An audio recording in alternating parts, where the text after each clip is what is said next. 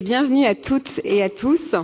Je suis Laure Dastor, directrice générale de l'Alliance pour la préservation des forêts, qui est un collectif d'entreprises engagées dans la lutte contre la déforestation importée.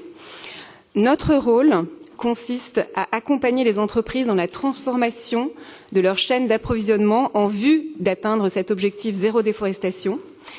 Nous menons des actions de plaidoyer en lien avec les ONG afin d'avoir les mêmes règles du jeu pour tous et interdire l'importation en Europe de matières premières comme le café, le soja ou le cacao issus de la déforestation.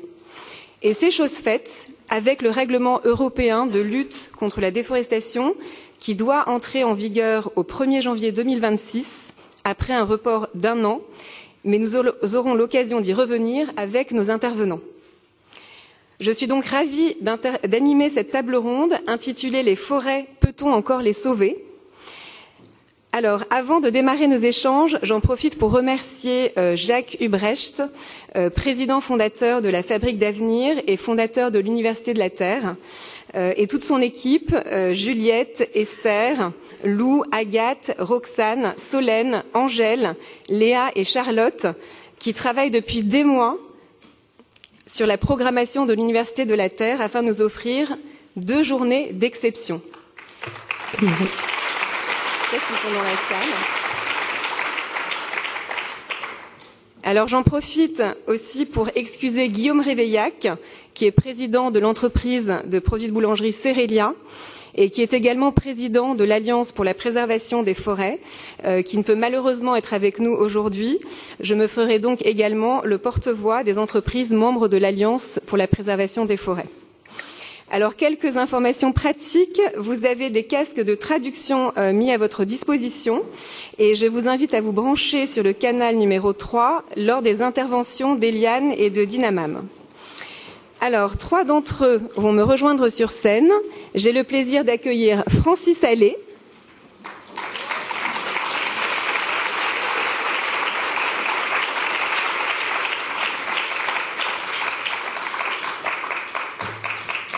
Alors, biologiste, botaniste, professeur d'université, auteur de plusieurs ouvrages à succès, La vie des arbres, plaidoyer pour la forêt tropicale et plus récemment La beauté du vivant, que je vous recommande vivement.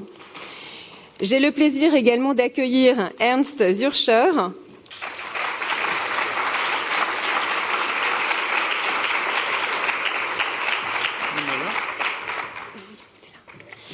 Donc Ernst est ingénieur forestier, docteur en sciences, professeur émérite, chercheur en sciences du bois, également auteur de plusieurs ouvrages, Les arbres entre visible et invisible et plus récemment Le pouls de la terre. Ami de longue date de Francis Allais, vous partagez la même passion pour les arbres. Et enfin, j'ai le plaisir d'accueillir sur scène Mariana Bombo Perozzi Gamero.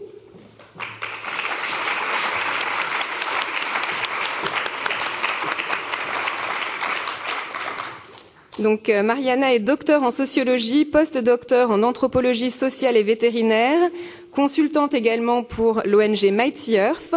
Elle est aussi spécialiste des chaînes agricoles du Brésil et leur impact sur l'environnement et les communautés locales. Alors, connectés à distance, nous avons également la chance d'avoir avec nous 3 gardiens de la forêt, que je remercie infiniment d'être avec nous aujourd'hui. Donc, nous avons Estelle Ewele-Lobé, donc basée au Cameroun. Estelle se bat au quotidien pour sauver les forêts, et en particulier les forêts du bassin du Congo, qui est le poumon de notre planète. Elle est aussi cofondatrice de l'ONG APADIM, donc Action pour la protection en Afrique des déplacés internes et des migrants environnementaux. Elle a d'ailleurs reçu de nombreuses distinctions pour son engagement. Nous avons...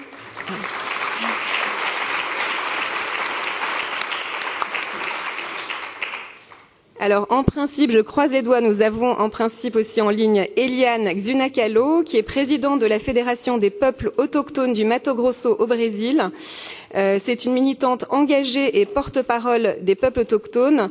Eliane lutte activement contre la déforestation, notamment celle du Cerrado, une immense savane et écosystème boisé aux confins du Brésil.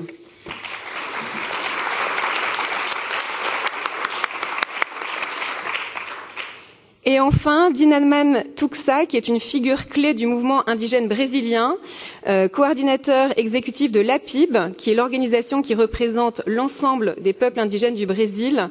Il est également avocat pour l'articulation des peuples et organisations indigènes du nord-est du Brésil, de Minas Gerais et de l'Espírito Santo.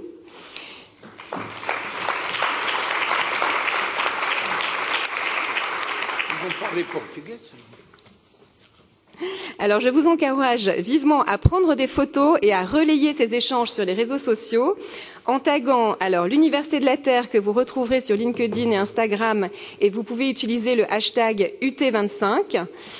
Vous pouvez aussi suivre l'association Francis Allais pour la forêt primaire sur LinkedIn et Instagram sous le nom de Francis Allais Forêt primaire. Ernst Zürcher, vous n'êtes pas présent sur les réseaux sociaux, mais un site internet où l'on pourra vous suivre est en construction. Mariana Bombo Perozzi Gamero est présente aussi sur LinkedIn et sur Instagram sous le nom de Mariana B. Perozzi Gamero. Vous pouvez également suivre l'ONG Mighty Earth sur LinkedIn et sur Instagram sous le nom de Stan Mighty. Estelle Ewele Lobé est présente sur LinkedIn et sur Instagram sous le nom de Estelle Lobé. Vous pouvez aussi suivre son association APADIM, donc Action pour la protection en Afrique des déplacés internes et des migrants environnementaux sur LinkedIn. Eliane Xunakalo est très présente sur LinkedIn et Instagram. Et Dinamam Tuxa est présent sur Instagram sous le nom de Dinamam -8 Tuxa. Vous pouvez également suivre l'APIB, donc Articulação dos Povos Indígenas do Brasil, sur LinkedIn et Instagram sous le nom de APIB officiel. Et vous pouvez aussi retrouver l'Alliance pour la préservation des forêts sur LinkedIn et Instagram sous le nom de Alliance Forêt au pluriel.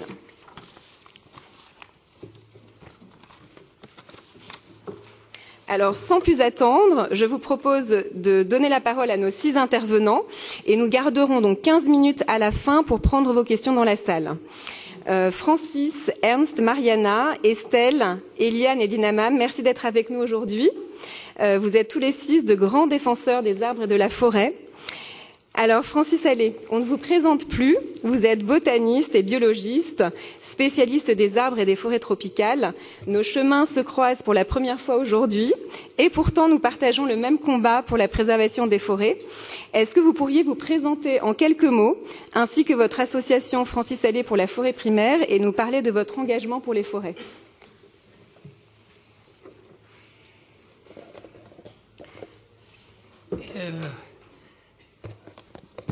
Cette histoire de forêt primaire en Europe de l'Ouest, ça passionne énormément de gens. C'est difficile et utopique.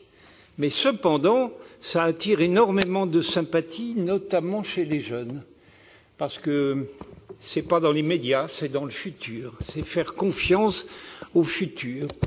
Alors 70 000 hectares, parce qu'il faut que les grands animaux y aient leur place.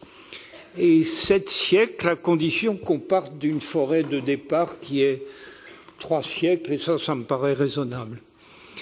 Voilà, alors on va avoir le maximum d'intérêt écologique avec une forêt qui sera totalement débarrassée de toute trace d'activité humaine. C'est ça la définition même d'une forêt primaire. Ça vous suffit ? Parfait, merci Francis, vous avez été parfait. Merci de partager avec nous votre passion des arbres. Donc créée en 2019, l'association Francis Allais pour la forêt primaire porte avec elle la concrétisation de votre rêve de voir renaître en Europe de l'Ouest ce sommet écologique que représente une forêt non dégradée par l'homme, mais vous nous en direz un peu plus tout à l'heure. Alors, je me tourne vers vous, Ernst Zürcher, donc ingénieur forestier, docteur en sciences, professeur émérite et chercheur en sciences du bois. Nous nous rencontrons aussi pour la première fois aujourd'hui, mais nous avons eu des échanges passionnants pour préparer cette table ronde. Est-ce que vous pourriez vous présenter en quelques mots et nous parler de votre parcours ? Oui, merci pour cette invitation ici. Ma formation est ingénieur forestier et dans cette trajectoire professionnelle, j'ai eu la chance de pouvoir acquérir ces savoirs à l'École polytechnique fédérale de Zurich, où il y avait une chaire de foresterie, de sylviculture, mondialement connue, qui avait basé sa technique, basé ses procédés sur l'observation du fonctionnement des forêts primaires. On allait d'abord observer le fonctionnement des forêts primaires pour les comprendre et ensuite s'en inspirer. C'est-à-dire observer, comprendre et copier. Donc là, c'est tout à fait intéressant et ça m'a aidé ensuite dans toute ma trajectoire scientifique, recherche sur la biologie des arbres, sur les propriétés du bois, enseignement. Augmenté de 4 ans de coopération à la recherche en Afrique tropicale, qui fait entrer dans d'autres systèmes forestiers, bien sûr, dynamique des forêts tropicales de montagne, savanes, etc., agroforesterie en milieu tropical.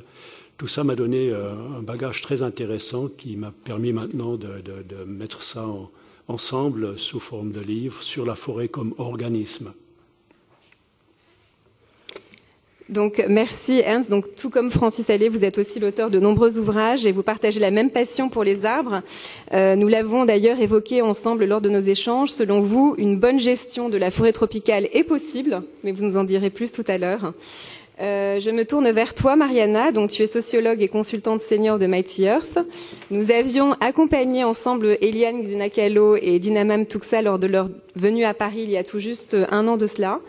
Ils étaient tous deux venus en Europe pour alerter sur la situation au Brésil et en particulier au Cerrado.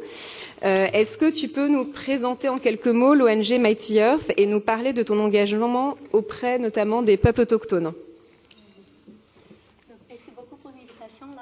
Merci à tout le monde d'être là. Je recommence. Merci beaucoup pour l'invitation. Merci beaucoup à tous et à toutes pour être là. Donc, Mighty Earth, c'est une ONG environnementale, de protection environnementale qui travaille en Amérique du Sud, en Afrique et en Asie. Et nous sommes guidés par un principe qui si on arrive à changer ou à faire les grandes entreprises du secteur qui sont d'une façon ou d'autre liées à la déforestation, si on arrive à les faire changer, à adopter de bonnes pratiques, leur exemple va être suivi et va être répété par toute la chaîne d'approvisionnement. Donc on essaye d'agir spécifiquement sur les plus grands acteurs du marché qui sont liés à la déforestation dans tous ces pays. Moi, personnellement, je coordonne un projet de surveillance de la déforestation à partir des analyses d'images de satellites. On alerte les entreprises où la déforestation s'est passée et qui ont été les responsables. Et on essaye du coup de faire que cette entreprise arrête d'acheter des matières premières de ses producteurs.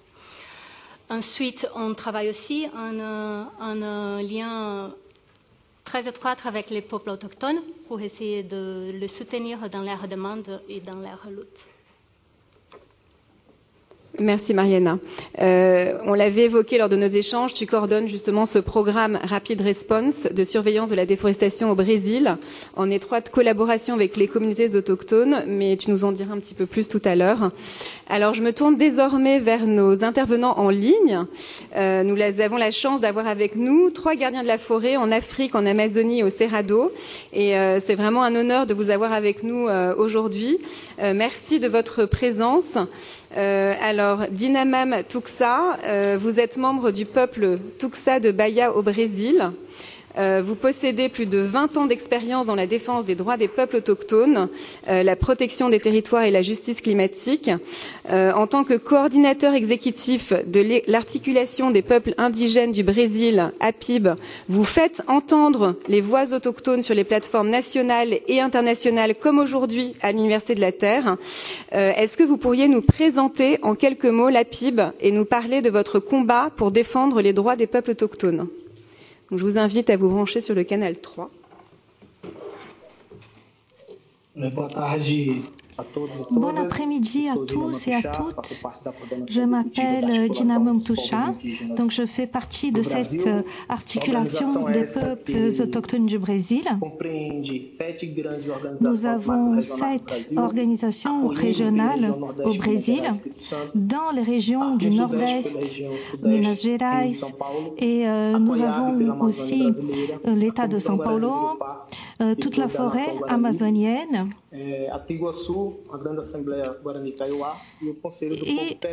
nous avons plusieurs peuples dans notre organisation. Nous avons 7 organisations avec 1,5 million de personnes issues des peuples autochtones.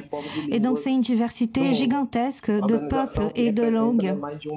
C'est une organisation vraiment qui compte avec la participation d'1,5 million de personnes issues des peuples autochtones. Je voudrais vous remercier de cette organisation. Pour nous, c'est très important parce que nous fêtons nos 20 ans.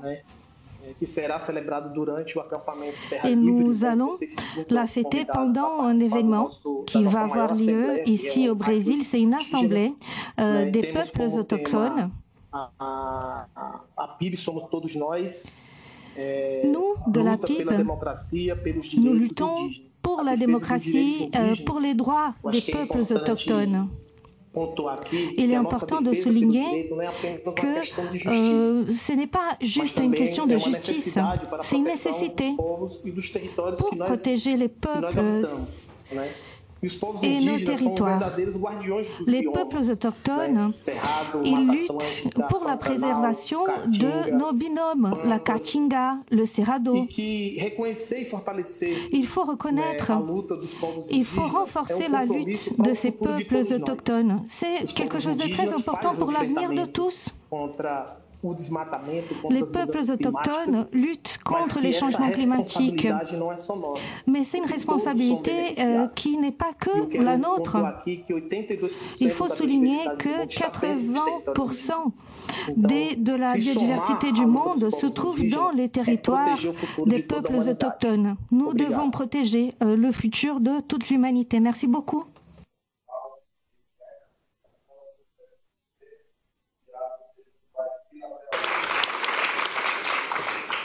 Merci Dinamam. Votre travail reflète un engagement profond en faveur de la justice, de la résilience et de la durabilité pour les peuples autochtones. Grâce à votre leadership, vous êtes devenu en peu de temps une figure incontournable du mouvement indigène brésilien pour garantir les droits et les territoires des communautés autochtones. Alors je me tourne vers Eliane Xunacalo. Vous êtes présidente de la Fédération des peuples autochtones du Mato Grosso au Brésil, située dans la région centre-ouest du Brésil. Militante engagée et porte-parole des peuples autochtones, vous luttez activement contre la déforestation, notamment celle du Cerrado, une immense savane et écosystème boisé aux confins du Brésil. Est-ce que vous pourriez nous présenter en quelques mots votre fédération ? Est-ce que Eliane est connectée?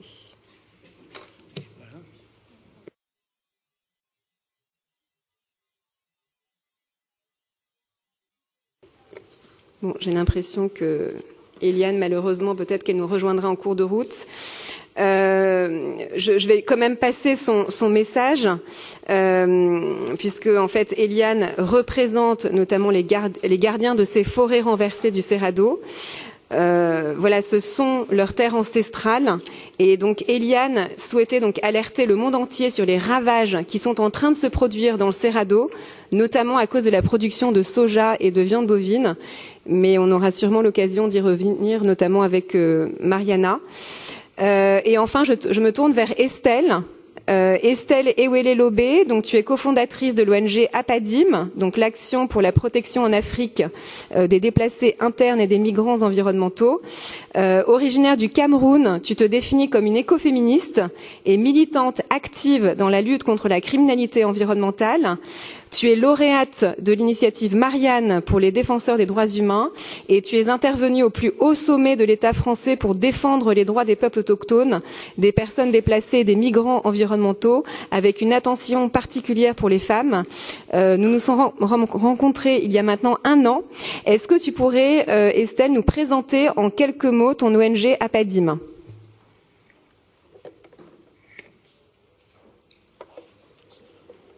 Alors, Estelle était connectée. Bon, écoutez, je pense que Estelle... alors, on a une petite vidéo. Ah, Estelle, tu es là. Magnifique. Ah, où c'est sa vidéo? Oui, on avait prévu qu'il y aurait peut-être un... Bonjour tout le monde. On t'entend, Estelle.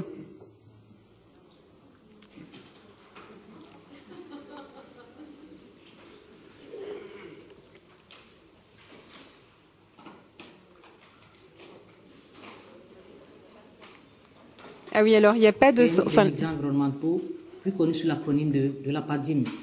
Les forêts du bassin du Congo sont en danger.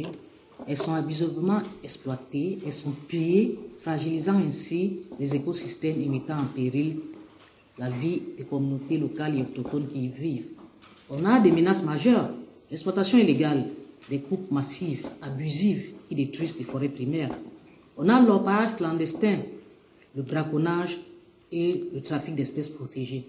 Enfin, on a l'accaparement de terres et l'expansion agricole non contrôlée. La déforestation pour des plantations industrielles, des plantations d'huile de palme, des plantations de cacao. Ensemble, nous pouvons stopper cette destruction. Notre solution, c'est s'engager aux côtés des communautés locales pour contrer le crime organisé. Nous avons créé actuellement un réseau d'acteurs dans 3 pays majeurs, le Gabon, la RDC et ici au Cameroun, pour dénoncer ces crimes environnementaux auprès des autorités locales avec la participation des populations. Nous pouvons protéger ces forêts essentielles à l'humanité. Nos destins sont liés. Soit nous tombons ensemble, soit nous nous sauvons ensemble. Faisons le bon choix. Merci.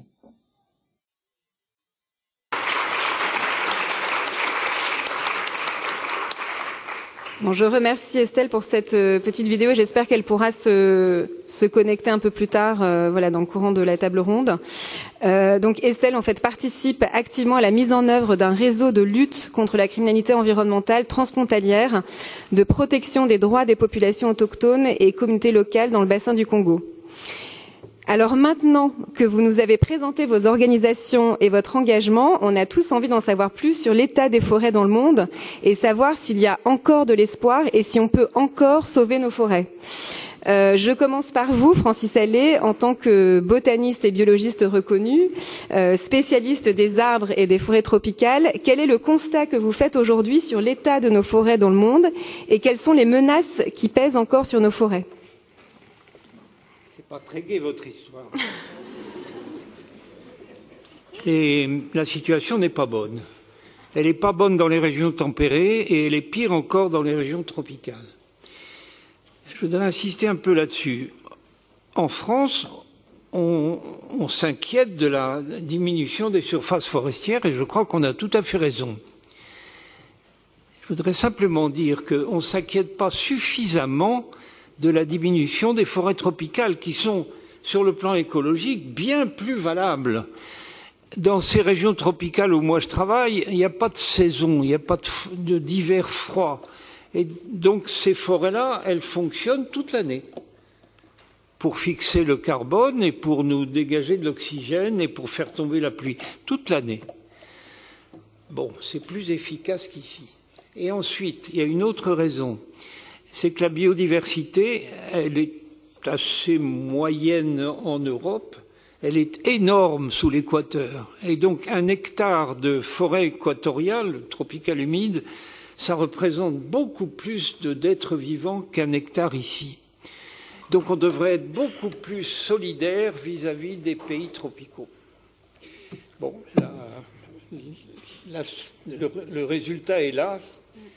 Ça va mal, quelle que soit la latitude. Oui, donc vous tirez ici, Francis, la sonnette d'alarme. Nos forêts donc sont en très mauvais état et finalement l'homme en est l'unique responsable. Mais vous portez un projet plein d'espoir avec l'association qui porte votre nom, l'association Francis Allais pour la forêt primaire, que vous avez créée en 2019. Mais on aura le plaisir d'y revenir tout à l'heure.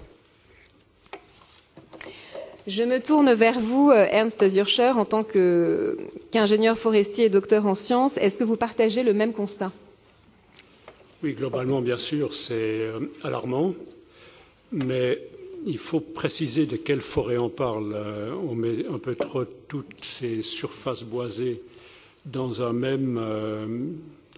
même catégorie, alors qu'il y a 2 types de forêts, il y a même 3 types de forêts.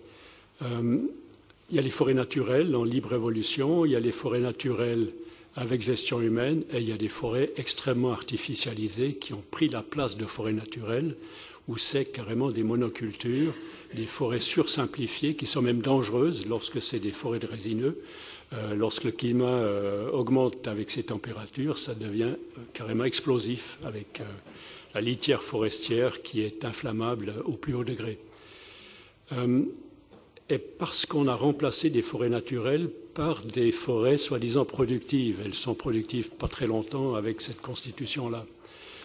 Donc, ce qui est intéressant, c'est naturellement, ou bien ce qui est alarmant, c'est d'avoir beaucoup remplacé de forêts naturelles par des forêts artificielles de ce type-là, et puis d'avoir carrément fait disparaître les forêts au profit de l'agriculture et de l'élevage.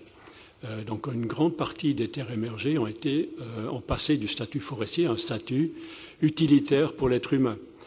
Et ce qui est grave dans ce passage d'un statut à l'autre, c'est qu'on a voulu prendre 100% de la forêt forestière, de la surface forestière, pour en faire 100% de surface cultivée ou bien destinée à l'élevage. Et c'est ça le problème. On ne peut pas revenir en arrière et remettre la forêt entièrement en place, mais ce qui est intéressant à faire, c'est de remettre une part suffisante de forêt naturelle, de sauvage, dans les zones cultivées. Donc, on est très loin dans la gravité de la situation, mais il y a des pays qui ont montré qu'on peut revenir en arrière très rapidement et où la situation est beaucoup moins grave. Je pense au Costa Rica. Ils sont descendus jusqu'à 20% de reste de surface forestière et dans l'espace de 30 ou 40 ans, ils sont remontés à 50%. Donc c'est possible et la forêt réagit très vite. Spontanément, les arbres viennent tout de suite dès qu'on les laisse tranquilles. Voilà. Il y a d'autres pays qui ont décidé d'avoir une foresterie basée sur les systèmes naturels plutôt que sur des plantations. Je viens de ce pays-là, une loi forestière pour ça, et c'est le genre de forêt qu'on veut. Et c'est des forêts gérées pour le bois aussi. Il y a naturellement des réserves forestières. Voilà, donc le constat est naturellement alarmant, mais on a quand même des solutions qui attendent. Oui, on en avait discuté. Vous tirez aussi, vous aussi, la sonnette d'alarme sur les situations notamment de la forêt amazonienne et de la forêt du bassin du Congo. Mais on y reviendra plus en détail avec nos gardiens de la forêt, Estelle Lobé pour les forêts d'Afrique et Eliane Xunakalo et Dinamam Tuxa pour la forêt amazonienne et le Cerrado. Mais vous êtes également convaincus qu'il est possible d'avoir une bonne gestion de la forêt, respectueuse de l'environnement et des communautés, et nous en parlerons tout à l'heure. Je me tourne vers toi, Mariana. Donc, selon toi, comment se portent nos forêts et quelles sont les menaces auxquelles elles sont confrontées?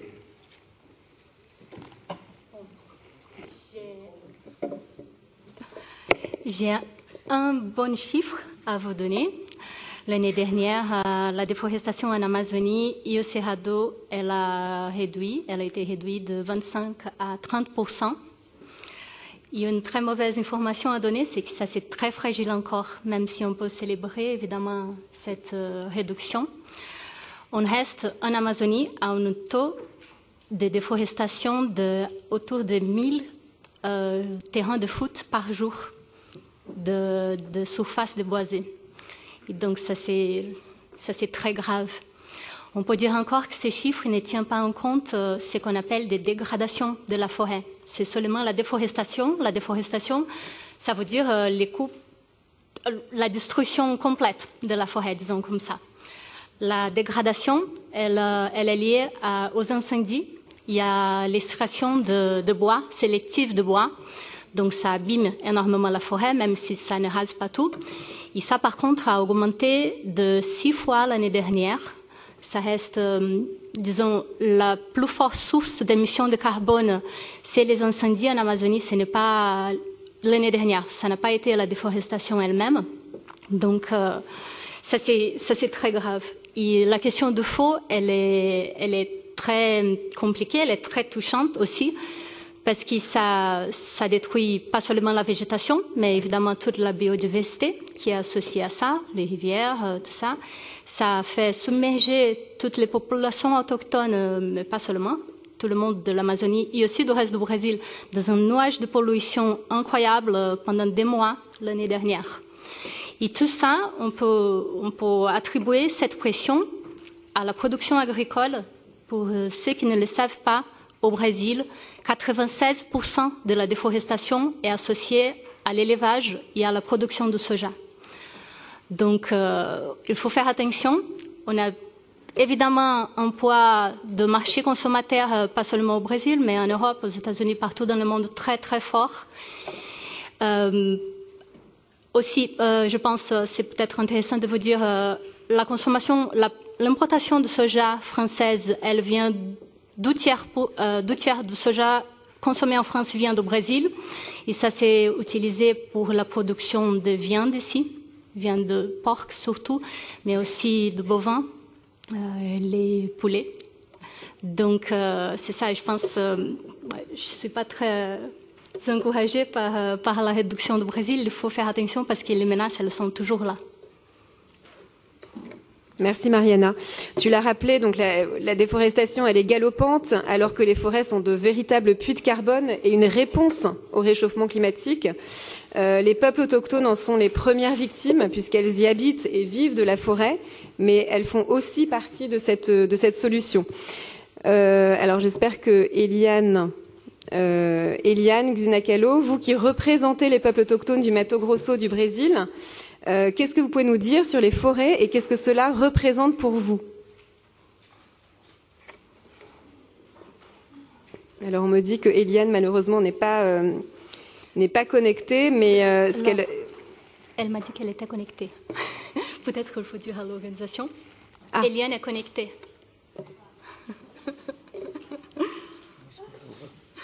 On a reçu un petit WhatsApp.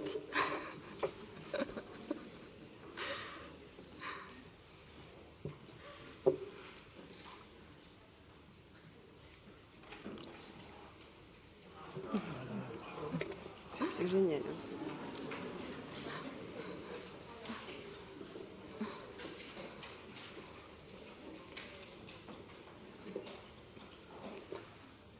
Alors Eliane, peut-être que je vais reposer ma question. Donc vous qui représentez les peuples autochtones du Mato Grosso au Brésil, qu'est-ce que vous pouvez nous dire sur les forêts et qu'est-ce que cela représente pour vous?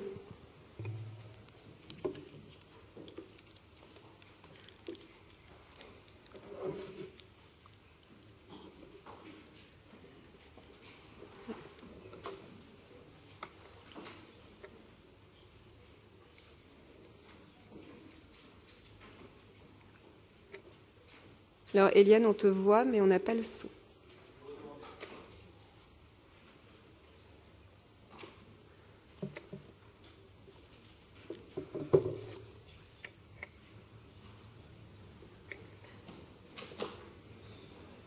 It's okay, you can speak. Sim. Oui. Sim. Bom dia. Bonjour. Je peux vous dire que les forêts, dans notre État, ici, nous avons 3 types de forêts, le Pantanal, le Cerrado et l'Amazonie. Et c'est notre demeure. Donc, il faut que nous puissions les maintenir sur pied, ces biomes, parce que nous en vivons. Et toute la biodiversité qui existe dans notre État, eh bien, elle provient de ces forêts, de nos fleuves, de nos rivières, et nous devons être en mesure de les maintenir vivants et de façon durable, parce que ce n'est pas uniquement les peuples autochtones qui utilisent ces ressources, la forêt, les animaux, l'eau, les fleuves. Il faut comprendre aussi qu'il y a beaucoup à dire à ce sujet et comprendre que notre État du Mato Grosso, il est champion dans la production de soja, d'animaux et d'autres monocultures.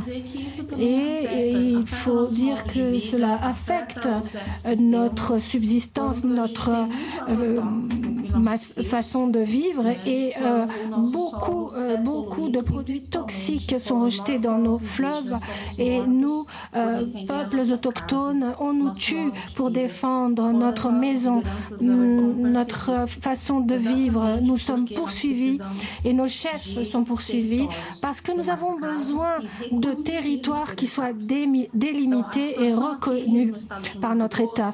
Donc, l'État du Mato Grosso, la situation situation ici n'est pas positive pour les peuples autochtones, qui sont ceux qui protègent ces biomes et ces écosystèmes. Nous avons là des peuples et dans notre État, par conséquent, il y a des parlementaires qui agissent contre nos écosystèmes, contre nos propres vies. Lorsqu'ils proposent de mettre fin au moratoire du soja, lorsqu'ils proposent de ne plus reconnaître nos territoires, lorsqu'ils n'encouragent pas notre façon de vie, ni d'autres façons plus durables de procéder. Parce que nous nous occupons de ce qui nous appartient, de notre lieu de vie, et c'est également important pour le monde et que le monde le sache aussi. Et il faut qu'il y ait un équilibre. Et on voit déjà les effets climatiques chez nous. Et nous avons davantage de sécheresse, davantage d'inondations. Cependant, nous n'avons aucune reconnaissance ni de soutien de l'État du Mato Grosso. Par conséquent, il est très important pour nous de venir ici parler de ce que nous vivons. Et il est important de dire que nous résistons pour que nos forêts se maintiennent debout. Et nous payons beaucoup de nos propres vies souvent pour ce faire. Merci.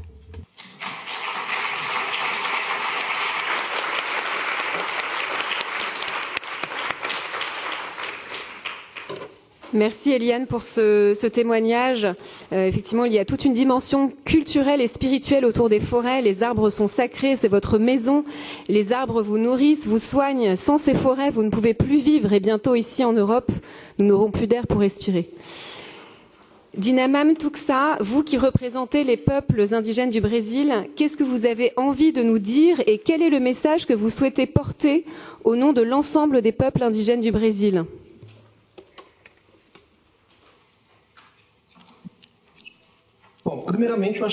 Tout d'abord, je crois qu'il faut souligner le panorama politique brésilien qui se fonde énormément sur l'économie. Et l'économie, eh bien, elle produit la destruction et des violations des droits humains.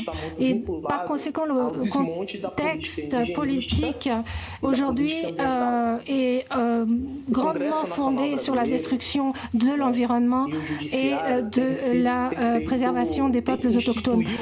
Il y a une chambre de conciliation qui a été mise en place pour débattre de la loi 701 qui nous a apporté beaucoup de recul.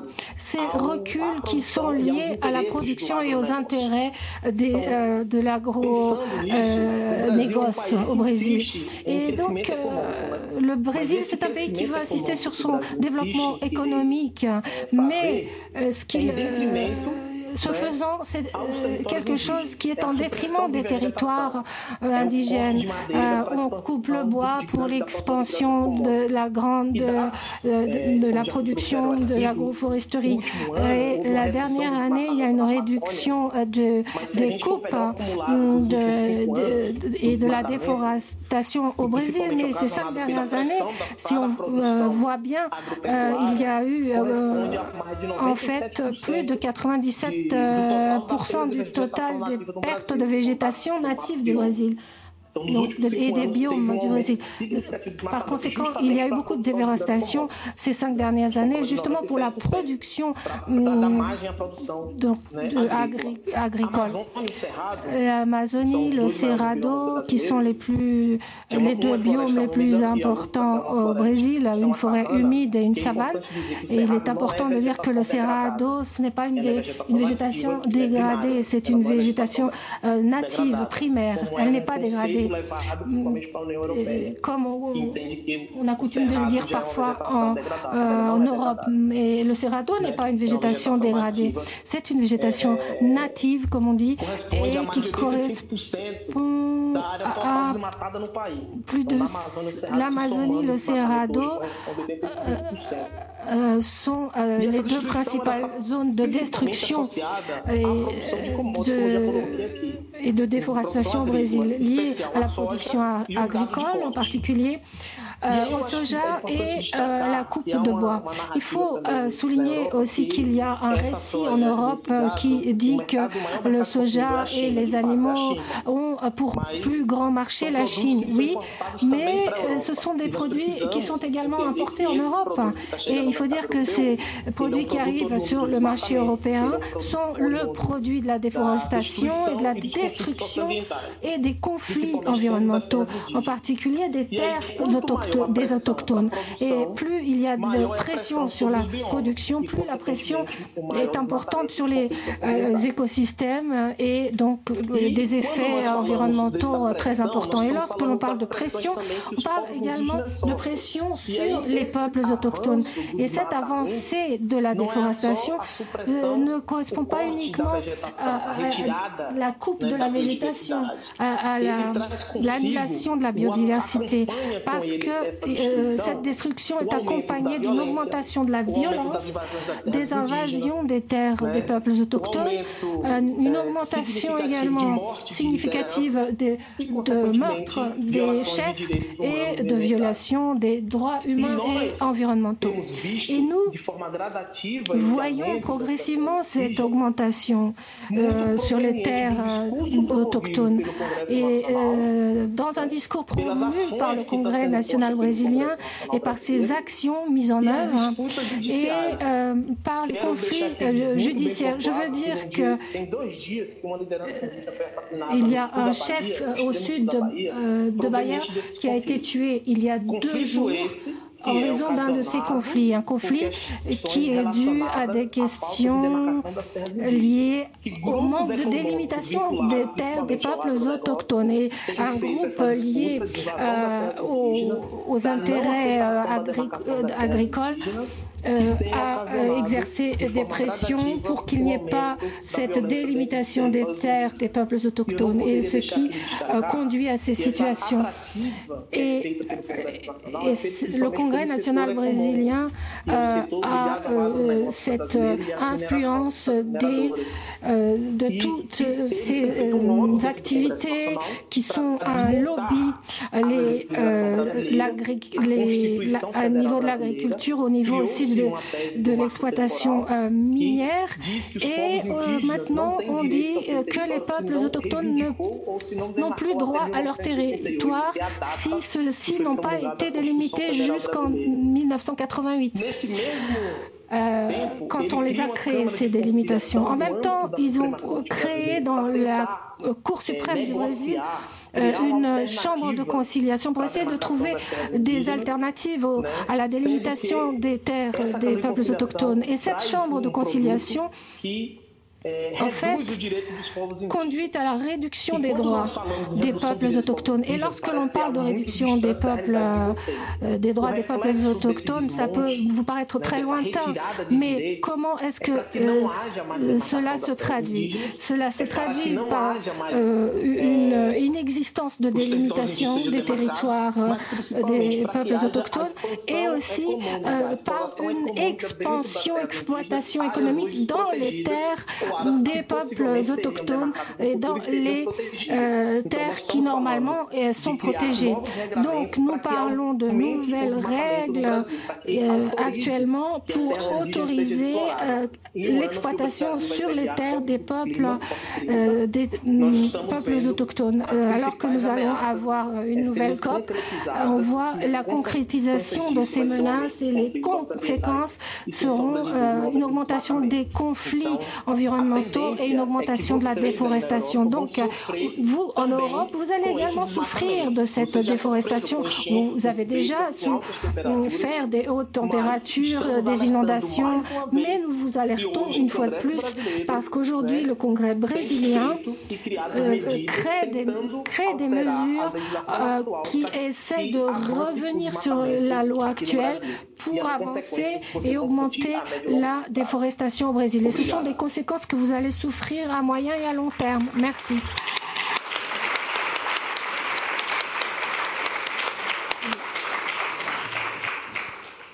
Merci Dinamam pour ce témoignage. Vous l'avez rappelé, la situation est absolument alarmante en raison de la forte production de viande bovine et de soja massivement importée en Europe pour l'alimentation du bétail. On en avait parlé, le Mercosur en l'état pourrait accélérer aussi cette déforestation. La réglementation européenne de lutte contre la déforestation présente une avancée majeure, mais elle n'est pas suffisante à ce stade car elle n'inclut pas le Cerrado. Et donc il faut poursuivre la mobilisation. Alors, je crois que Estelle Ewele-Lobé n'est plus connectée. Alors, en l'absence de Guillaume Réveillac, je me permets ici de me faire le porte-voix des entreprises membres de l'Alliance pour la préservation des forêts, qui sont justement utilisatrices de ces ressources qui proviennent d'Amérique latine, d'Afrique ou encore d'Asie du Sud-Est, comme le café, le cacao ou encore le soja, justement. Et nous œuvrons pour que ces matières premières importées en Europe, en France et en Europe, ne soient pas issues de la déforestation. Et l'Alliance pour la préservation des forêts a notamment été l'une des chevilles ouvrières de la stratégie nationale de lutte contre la déforestation importée, la France étant le premier pays européen à s'être doté justement d'une stratégie nationale de lutte contre la déforestation. Et nous avons ensuite poussé avec les ONG pour une réglementation contraignante et ambitieuse au niveau européen. Après un report d'1 an, cette réglementation européenne entrera en application à partir du 1er janvier 2026 et les entreprises, justement, devront prouver que les matières premières qu'elles importent en Europe ne sont pas issues de la déforestation. Et c'est donc une avancée majeure, à condition que les dispositifs de sanctions et de contrôle soient bien mis en place. Alors, malgré ce constat alarmant, chacun d'entre vous est porteur d'espoir et de solutions, et il est encore possible de sauver nos forêts. Je me tourne vers vous, Francis Allais. Est-ce que vous pouvez nous en dire un peu plus sur le projet de votre association qui vise justement à recréer une forêt primaire en Europe ? Si tout va bien, c'est cette année même que nous commencerons sur le terrain. Une petite parcelle, mais située au centre d'une région qui, normalement, devrait revenir à la forêt primaire. Voilà. Il n'y a pas de... Enfin, c'est pas encore fait, mais j'ai très bon espoir que cette année, on puisse commencer à travailler. Si vous vouliez nous aider, on en serait très content, parce que quand on rencontre les politiques, ce n'est pas le programme lui-même qui peut les convaincre, c'est le nombre d'adhérents. Vous êtes déjà 4000, je crois, hein, Francis. Vous êtes déjà 4000 personnes dans votre association. Ça oscille entre 4 et 5 000 en ce moment.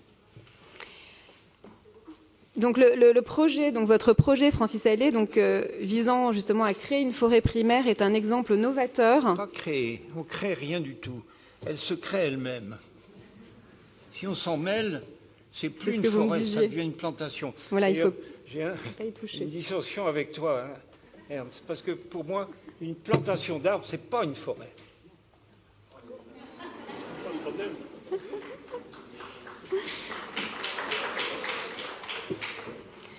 Donc ce projet permet non seulement de restaurer de la biodiversité, mais aussi de capturer le carbone atmosphérique de manière durable. Ah ben c'est pas compliqué. Une forêt primaire, c'est le maximum de qualité écologique qu'on puisse imaginer. On ne peut pas trouver sur cette planète quelque chose de plus important en matière d'écologie qu'une belle forêt primaire. Mais je vous souhaite, Francis, que le projet aboutisse et voilà, on sera partenaire aussi de ce projet pour vous accompagner. Je me tourne vers vous, Ernst. Est-ce que l'homme n'est que pilleur de ressources ou peut-il avoir un impact positif par son action? Oui, bien sûr.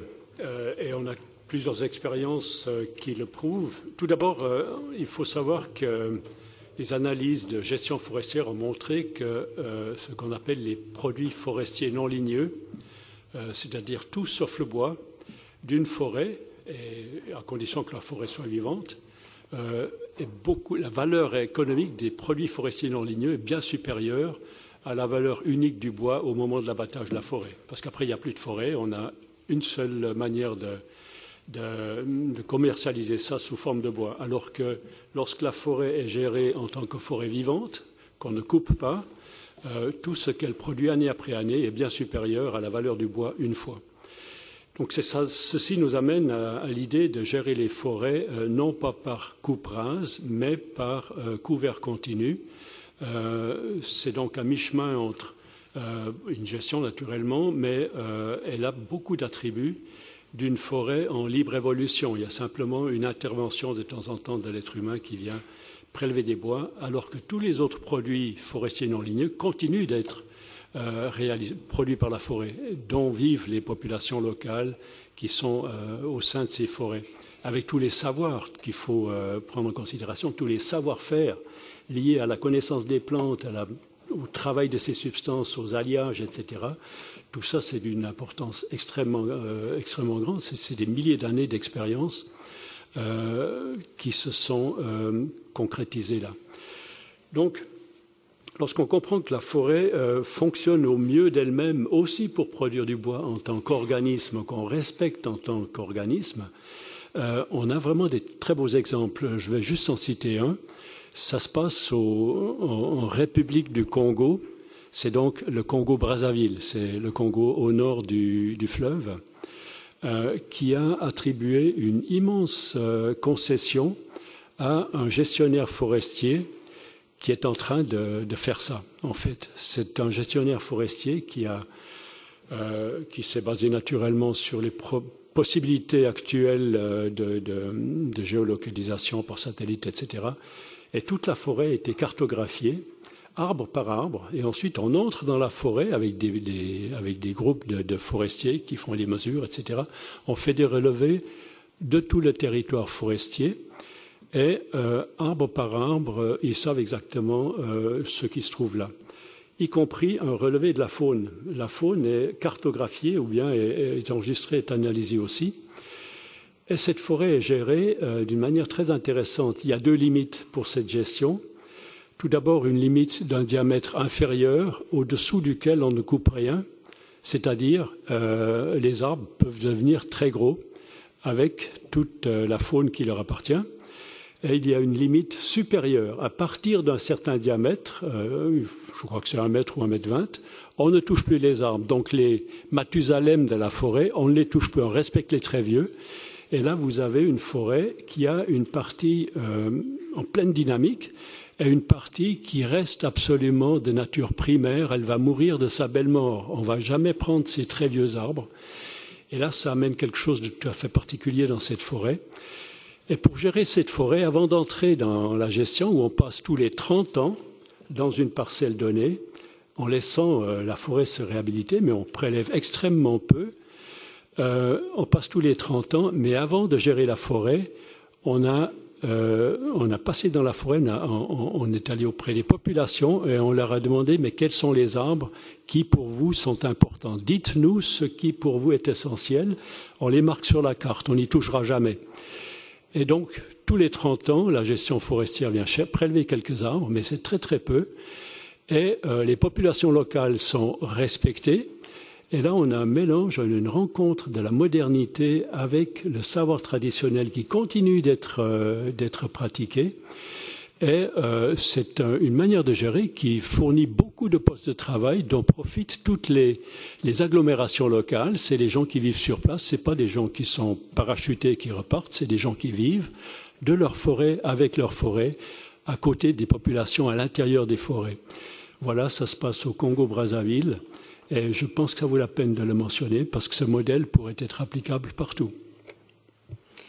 Merci. Oui, c'est vrai que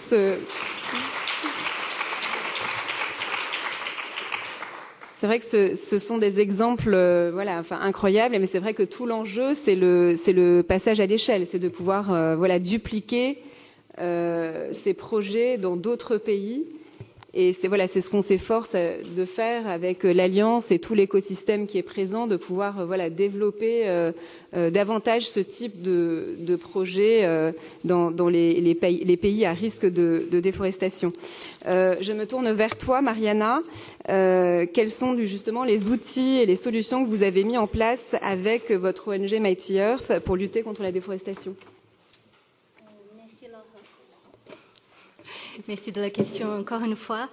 Avant de parler de Mighty Earth en spécifique, j'aimerais dire que pour moi, il n'y a pas de solution qui ne prenne pas en compte tous les acteurs qui peuvent être impliqués dans cette situation. Il y a les gouvernements qui ont un rôle énorme là-dessus et on vient de voir très récemment, comme a été déjà mentionné ici, du côté brésilien, par exemple, on essaye de fragiliser quelques droits autochtones et des lois qu'on avait qui protégeaient la déforestation, les terres autochtones, pas seulement autochtones, d'ailleurs, toutes les forêts brésiliennes, surtout en Amazonie. Je donne un exemple, les moratoires de soja. C'est un accord volontaire qui est en place depuis 20 ans, qui a eu énormément de succès et qui se voit maintenant miné par des intérêts des entreprises et de gouvernements aussi, de politiciens, sénateurs, de députés qui sont des propriétaires de terres et qui n'ont pas intérêt à protéger la forêt. Donc ça, c'est très grave. La même chose se passe un peu au niveau européen. On peut parler de Green Deal de la Commission européenne, c'est là. Ça pourrait être une très importante loi. Les Green Deal, c'est un paquet de lois qui ont un focus sur l'environnement. On peut parler, par exemple, de la loi de due diligence européenne. Il y a la directive anti-déforestation européenne aussi. Ils sont là, mais ils sont aussi menacés. Il y a dans ces moments une série de discussions, de réévaluations, de discussions au niveau du Parlement européen qui essayent de fragiliser ces lois. Au niveau des entreprises, c'est joli de parler dans les rapports de sustainabilité les choses qu'ils sont en train de faire et après de faire le lobby derrière les gouvernements pour fragiliser la loi. Donc il y a aussi des solutions. Ils peuvent faire plein de choses, mais ça ne suffit pas de montrer et de dire on est là en train de faire. Il faut tenir les engagements. Et les entreprises, elles peuvent le faire. Elles peuvent le faire pas seulement individuellement, elles peuvent faire des accords collectifs qui on sait que ce sont des choses qui marchent les mieux. C'est plus durable, disons, de faire les accords qui prennent en compte tous les secteurs et pas une entreprise toute seule va dire je fais comme ci ou comme ça.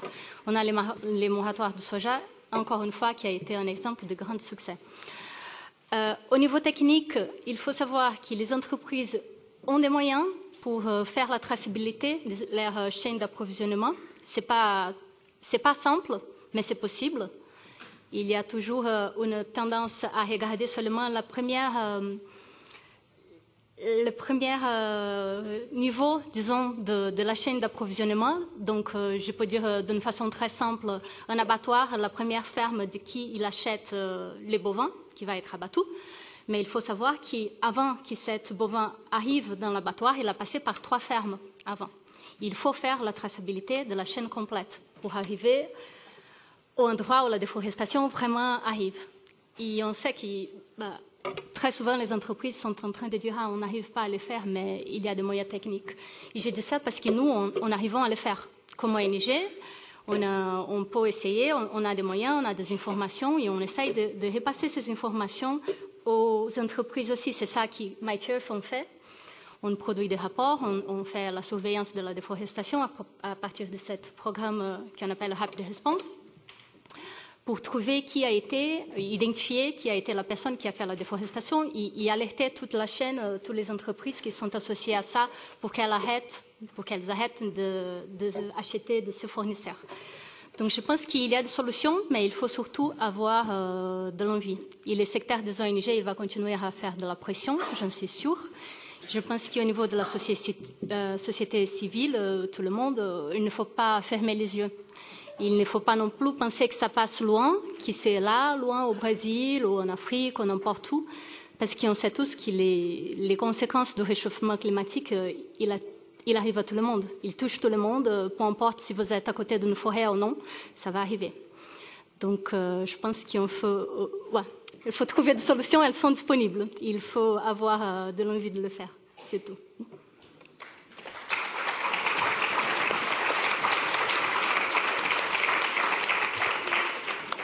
Oui, merci Mariana. Donc, ce que tu dis, effectivement, c'est qu'il faut rester mobilisé parce que on a ces cadres réglementaires qu'on a réussi à pousser avec le Green Deal, avec la réglementation européenne de lutte contre la déforestation. Mais c'est vrai qu'aujourd'hui, c'est à risque et qu'il y a des parties prenantes qui essayent de détricoter tout ce dispositif réglementaire qui est important. Et ce que tu dis aussi, c'est qu'on a aujourd'hui les outils qui permettent aux entreprises de faire cette traçabilité. Vous-même, en tant qu'ONG, vous êtes des lanceurs d'alerte. Donc, vous pouvez alerter effectivement les entreprises et les consommateurs quand il y a de la déforestation dans une zone. Donc, aujourd'hui, effectivement, il est possible, enfin, tous les feux sont au vert pour pouvoir lutter contre cette déforestation. Alors, je me tourne vers vous, Eliane Xunakalo. Peut-être pourriez-vous nous en dire plus sur ces solutions mises en place par les peuples autochtones?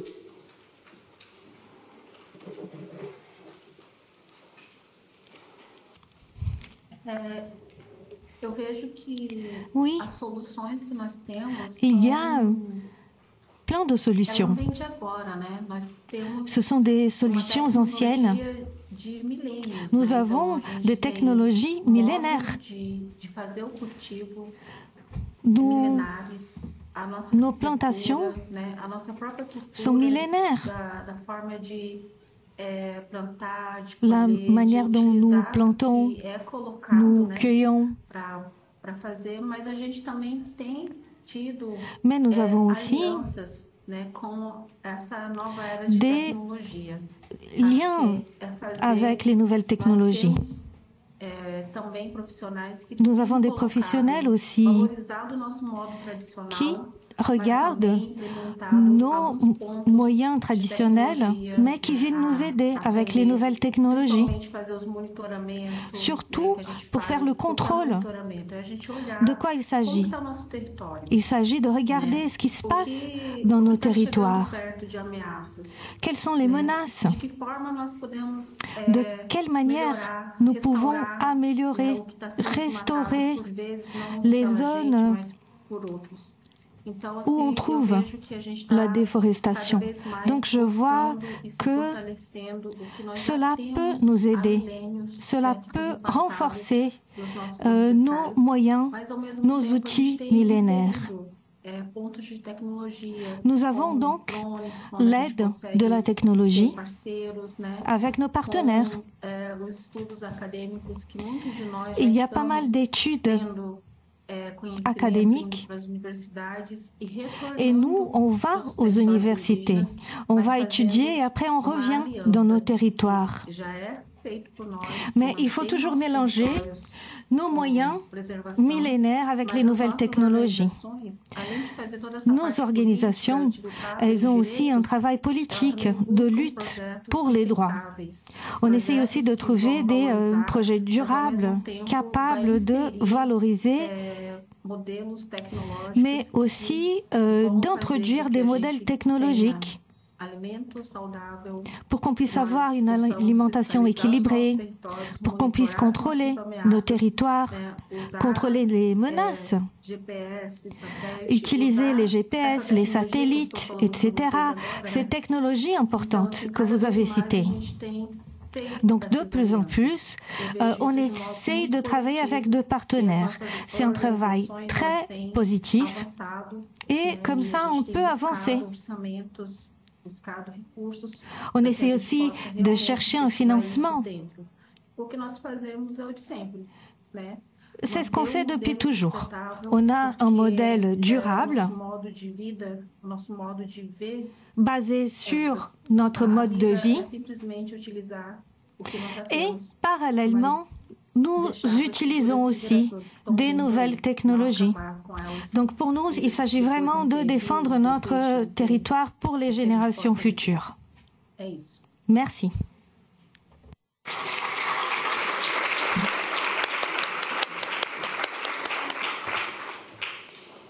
Merci Eliane. Donc effectivement, ce que vous dites, c'est que vous avez des systèmes traditionnels de gestion des terres et que vous combinez justement à des technologies modernes comme des drones et des applications mobiles justement pour surveiller et lutter contre cette déforestation. Et aussi, je me permets d'ajouter, parce que Dinanam l'a rappelé tout à l'heure aussi, c'est que vous militez aussi pour la reconnaissance de vos droits fonciers et la protection de vos territoires contre l'agriculture intensive, qui contribue ainsi à préserver cette biodiversité et à maintenir l'équilibre écologique au Cerrado. Dinanam Tuxa, vous qui représentez les peuples indigènes du Brésil, quelles sont les solutions que vous mettez en place pour préserver la forêt amazonienne, mais aussi le Cerrado?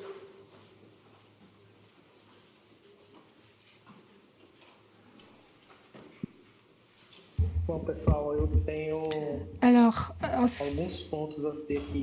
qui me concerne, j'aurais aimé souligner quelques points. Tout d'abord, on voit aujourd'hui, on assiste à une crise civilisationnelle dans le monde et les peuples autochtones n'y échappent pas, mais nous avons toujours eu notre vision du monde et notre style de vie qui a fait que les forêts qui existent encore aujourd'hui, elles n'existent que parce que nous les avons protégées.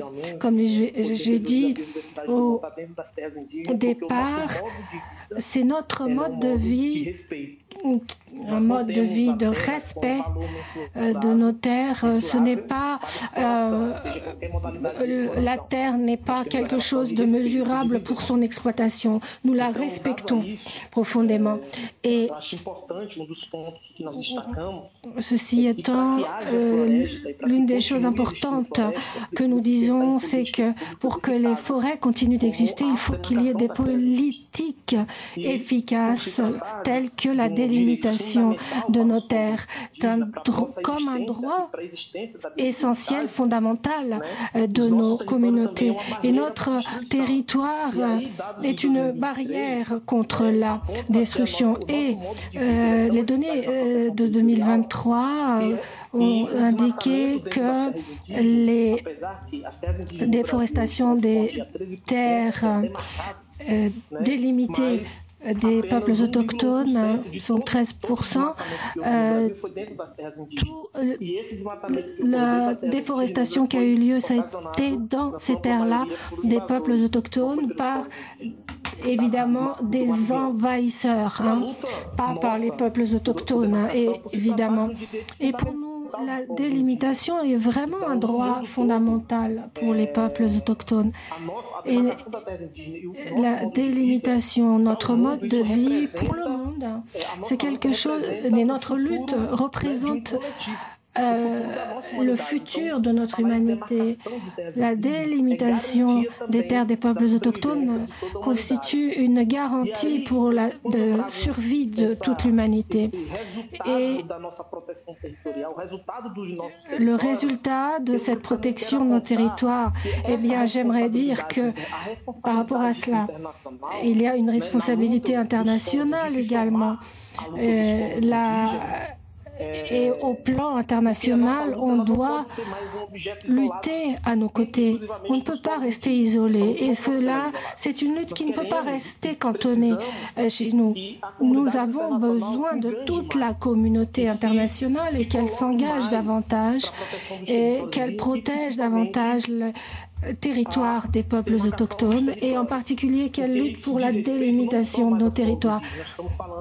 Nous ne parlons pas uniquement de respect des peuples autochtones, mais de faire face à une crise environnementale extrême. Nous sommes au-delà de l'augmentation de 1,5 degré. On n'arrive plus à atteindre les objectifs posés pour le climat. Et il faut vraiment dénoncer les violations des droits et il faut que les universités, la société organisée, les gouvernements s'engagent vraiment davantage pour aller réclamer devant le gouvernement brésilien la protection de ces terres des peuples autochtones. Et donc, pour dénoncer davantage ces violations et donc donner nos frontières et que toutes ces dénonciations soient faites dans les forums appropriés et que l'on revendique cette délimitation. Et l'un des facteurs que nous considérons fondamentaux, et c'est quelque chose que la société civile peut également aider à faire, c'est faire cesser le cycle des investissements des peuples d'autres pays, parce qu'il y a beaucoup d'investissements étrangers dans les ressources du Brésil pour détruire ces endroits. Et donc aussi, nous avons besoin d'un financement direct pour remettre sur pied, essayer en tout cas de faire face aux impacts causés par cette destruction, et c'est quelque chose que nous mettons sur la table comme quelque chose qui doit être également une réparation historique par rapport à cette destruction des entreprises étrangères qui sont arrivées chez nous pour détruire nos territoires. Donc il faut parler de réparation historique aussi et essayer d'aider les peuples autochtones à contenir cette destruction et cette crise climatique. Et nous avons une réglementation de l'Union européenne, comme elle a été mentionnée ici, les produits non issus de la déforestation. C'est quelque chose que le marché européen a commencé à exiger et nous saluons cette initiative parce que cela nous aide à lutter contre la déforestation illégale et lutter aussi contre la violence. Mais non seulement nous soutenons cette initiative, nous reconnaissons le potentiel de cette législation, nous la trouvons très positive et c'est pour cela que nous voulons qu'elle soit tout de suite mise en œuvre et qu'elle soit plus ambitieuse d'ailleurs, afin d'étendre sa couverture, non seulement donc les forêts, mais d'autres biomes qui ne sont pas des forêts, par exemple le Cerrado. Et je souligne cela parce que l'augmentation de la déforestation dans le Cerrado vient à la suite de la déforestation de l'Amazonie, parce que d'autres législations ont déjà été mises en place qui empêchent la déforestation d'Amazonie et donc il y a un report sur la destruction d'autres biomes, d'autres écosystèmes brésiliens. Donc il nous faut mener cette réflexion et qu'on intègre le Cerrado dans cette réglementation européenne contre la déforestation. Donc on inclut d'autres écosystèmes brésiliens, d'autres biomes brésiliens. Je dis cela parce que l'Amazonie, en soi, sans les autres écosystèmes qui lui sont liés, n'est pas soutenable parce que l'augmentation de la température mondiale va être un fait et la destruction va s'étendre. On ne peut pas enlever quand on enlève un bras, on ressent l'impact sur tout le corps. Donc, on ne peut pas contenir seulement les choses dans une région, alors qu'à côté, on laisse faire. Et enfin, je pense que lorsqu'il s'agit de droits humains et environnementaux, aucun risque n'est acceptable. On ne peut admettre aucun risque, ni négliger aucun risque. Il faut une protection intégrale et étendue pour qu'il y ait une justice environnementale. Et sans les peuples autochtones, il n'y a pas de solution. C'est pour cela que je réaffirme la délimitation immédiate.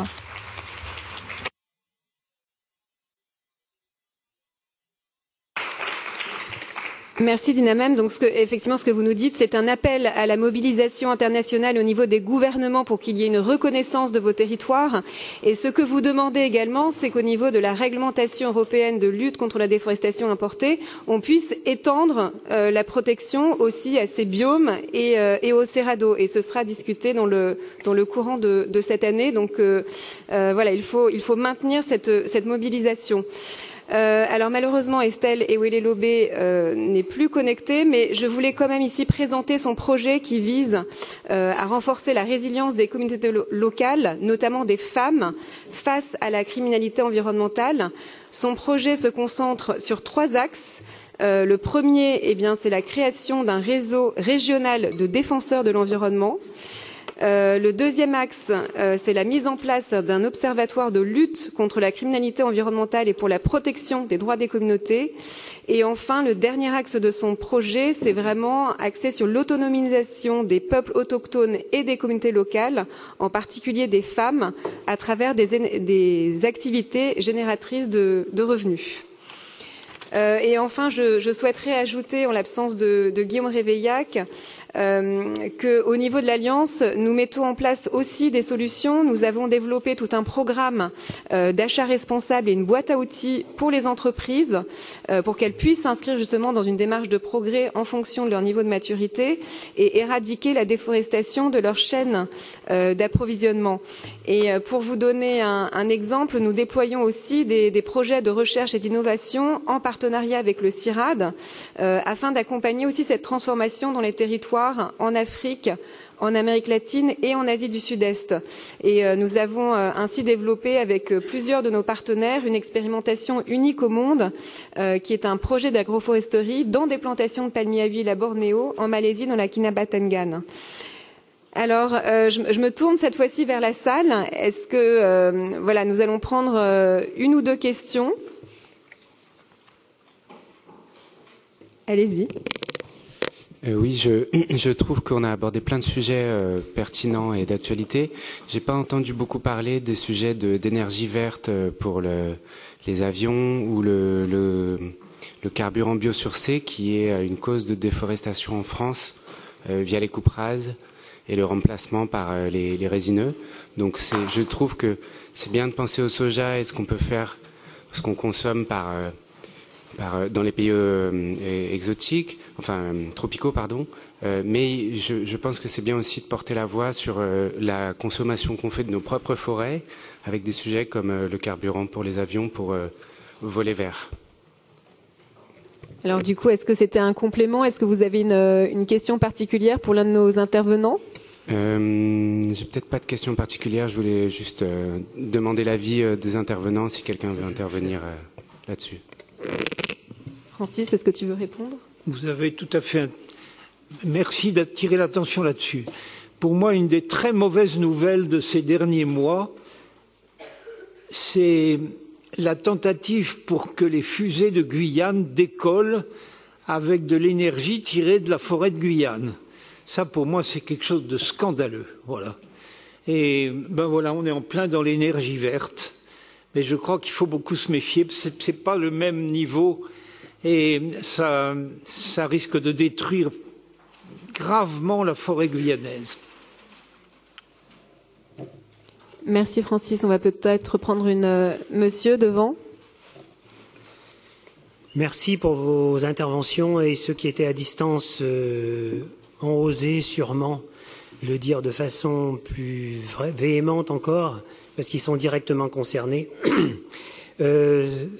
Moi, j'ai une question en 3 parties, mais je fais un tout petit préambule pour dire que j'ai 58 ans, et depuis l'âge de 8 ans, je vois la société civile s'organiser d'une façon magnifique, par des milliers, des millions d'associations de gens qui font des choses, qui se battent au prix de leur vie, des fois, dans le monde entier. Et pourtant, aujourd'hui, eh bien, c'est comme s'il n'y avait rien eu. La situation n'a fait qu'empirer. Je pense que vous avez bien montré. Aujourd'hui, nous avons fait une image à un temps T. N'oublions pas que nous avons dépassé les 1,5 degré et qu'il y a un emballement qui va se produire suite à la déperdition du méthane qui s'échappe du permafrost, des océans, etc. Donc, ce que monsieur disait à l'instant, là, en direct du Brésil, c'est qu'en fait, la situation est pire que catastrophique et elle va nous toucher, nous aussi, gravement. Alors, les idées, vous en avez. Moi, j'en ai 3 ou 4 et j'aimerais savoir si elles existent. Si elles n'existent pas, je vous les donne. Allez, soyez bref, s'il vous plaît. Très bref. Merci. Serait-il non pas le fait de garder des habitants sur les territoires déjà habités, c'est une chose, mais les nouvelles forêts qui vont être protégées, contrairement à ce que peut faire WWF, ce serait bien qu'elles soient habitées au moins sur leurs frontières et que ce soit ces populations locales-là, associées éventuellement à des habitants d'ailleurs du monde, qui puissent s'installer et qui soient les garants, qui soient une légitime défense civile, qui soit aidée par les gouvernements, pour faire une barrière contre les exploitations, notamment minières. Je vous présente un déforesteur majeur. Nous l'avons tous dans nos poches, notamment au Congo. C'est dommage que l'intervenante n'ait pas pu participer. Deuxièmement, créer un fonds mondial avec des royalties tirées de tout ce qui vient des plantes et toutes les ressources génétiques et pharmaceutiques, etc., qui sont exploitées largement par les multinationales. Et ce fonds servirait à protéger les forêts.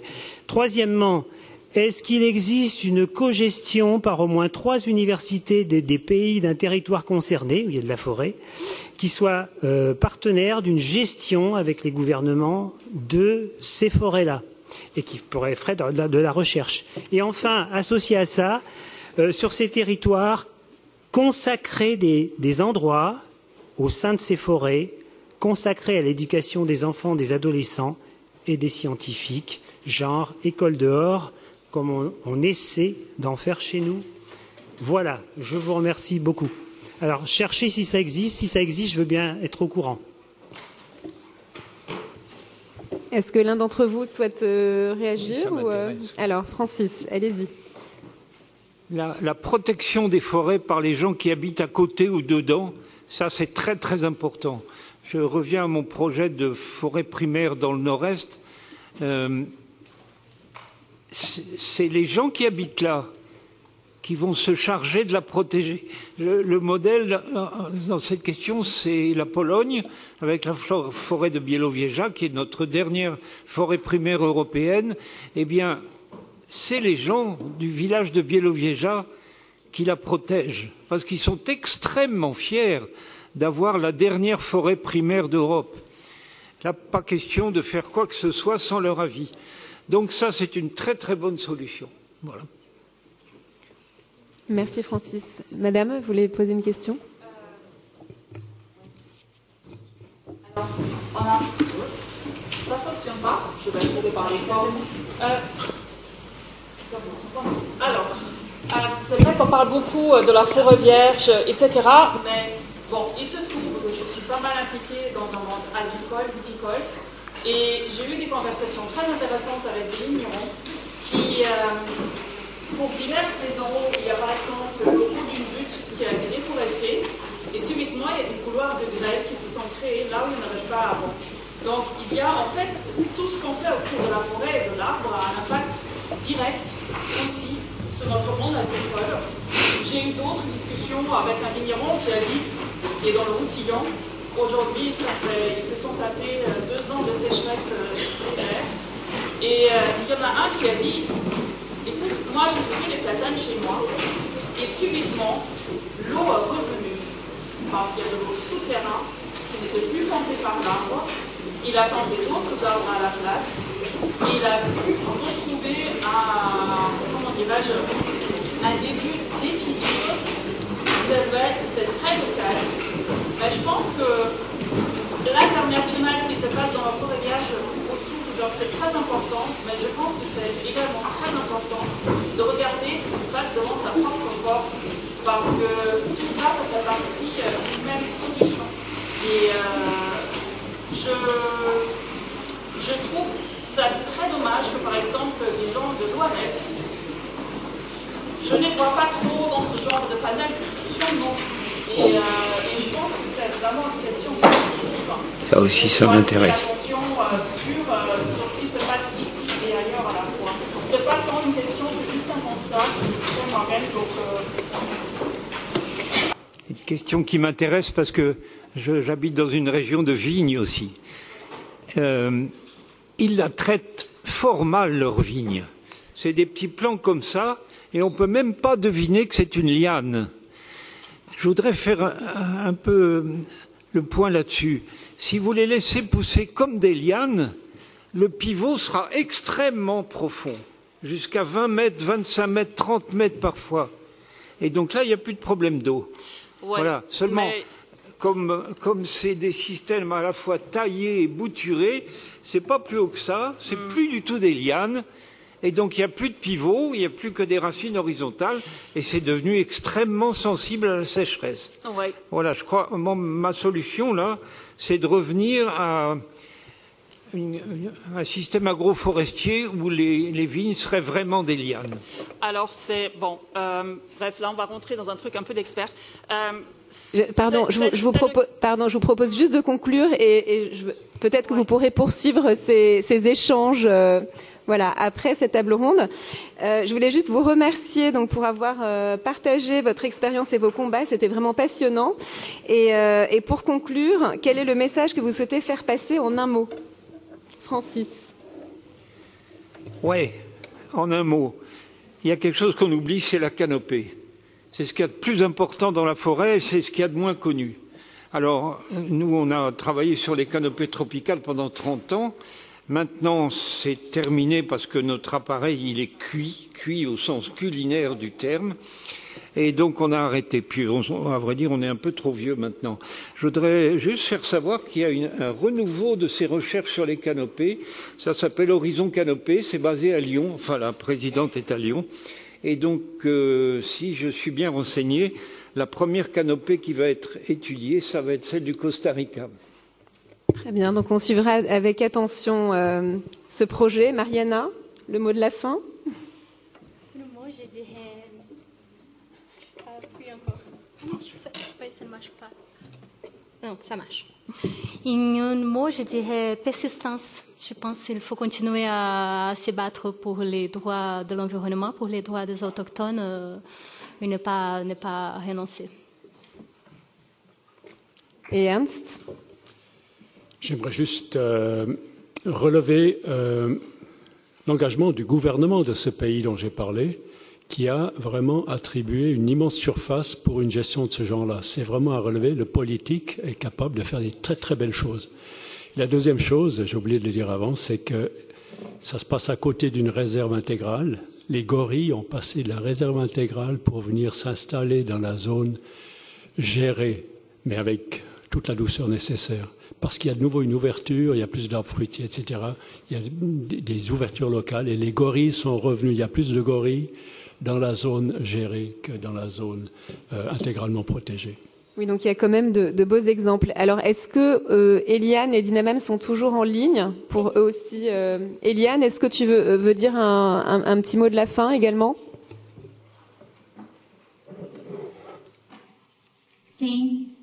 Oui, tout à fait. Je voudrais vous remercier de cette invitation pour être ici dans cet espace extrêmement important où j'ai pu parler de notre maison. Et j'ai un message à faire passer. Venez lutter avec nous. Notre lutte n'est pas pour mes droits, c'est pour vos droits, pour nos droits. Dans 15, dans 20 ans, il faut avoir des forêts. Et il faut que ces forêts, avec leur énergie, qu'elles puissent avoir des bonnes nouvelles à partager avec ce monde malade. Merci beaucoup. Venez lutter avec nous.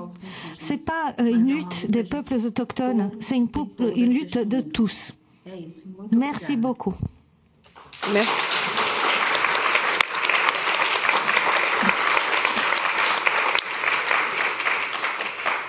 Et est-ce que Dinamam est encore avec nous?